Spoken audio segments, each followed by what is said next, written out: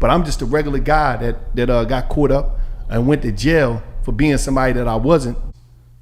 Stories from the cell. It was moments when I was in jail, right, that I really started thinking about my life more. And I'm just saying it to some people. It was times in my life when I was in the streets that I always questioned what I was doing, and I thought about it sometimes afterwards, or I would think about it before, and I never grabbed onto that thought or held on to it about, yo, I'm ready to do some nut shit. When you're in that cell, what happened to me, it was so many moments where I crashed and burned inside, not listening to my truth. And like I always tell people, and I always reiterate this, it was one day that I woke up in the cell and I embraced my individualism of who I was. See, a lot of dudes that think being a real nigga and being this or that validate them as a man or makes them more of value out here in the eyes of the people.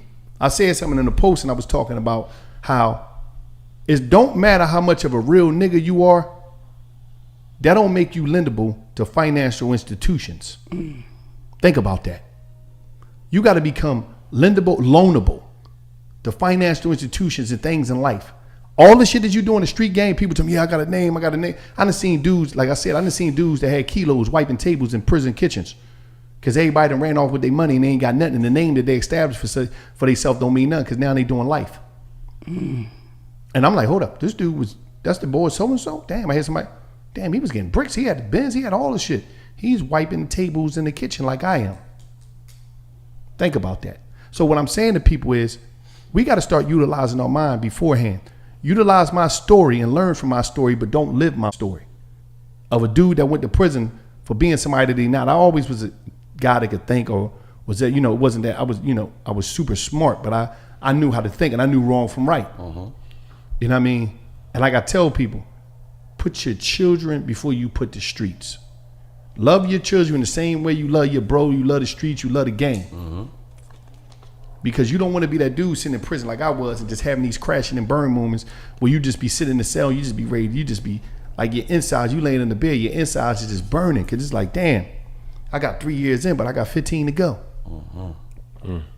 Like, think about that, man, on some real shit. And I tell you stories from the cell because I want y'all to understand that ain't nothing cool about being in jail. Sometimes it might be a little humorous because this nut right here, but I be telling real stories. And I be telling you real stories from a place of truth. I'm not trying to, as you notice, none of my shit be based off of being tough or I had a big knife.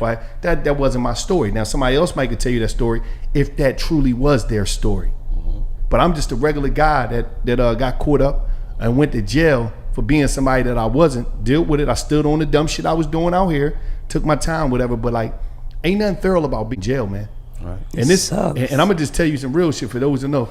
This ain't like back in the day. Back in the day, a chick will ride a bed out with you, write you come on to give you something. No, they treating jail now in the way it's always wanted it to be treated that was on the side. Back in the day, you come home from college, ain't nobody gave about you. You came home from jail, niggas bless you. Got you a car, it gave you a package, gave you some bread, took you shopping. That shit over more. Right. So it's to a form where as though a lot of you dudes think, oh, I'm gonna go do a bit. You just gonna be a nut doing a bit, man, over some nut shit that you really wasn't you, because you're gonna realize that you was out here capping. And everybody gonna forget about you. Your what's the name, Ricky Blazer, gonna be blazing your chick. You're gonna be mad. You're gonna be go back to your cell, close the cell door. You're gonna be punching in the ear like Main Man, Cuban Gooding Jr., Boys in the Hood. You're gonna be punching the hood in the cell and mad as shit, punching in the air. So what I'm telling you is, man, listen, be yourself on the streets so you ain't gotta connect with yourself when you get to prison.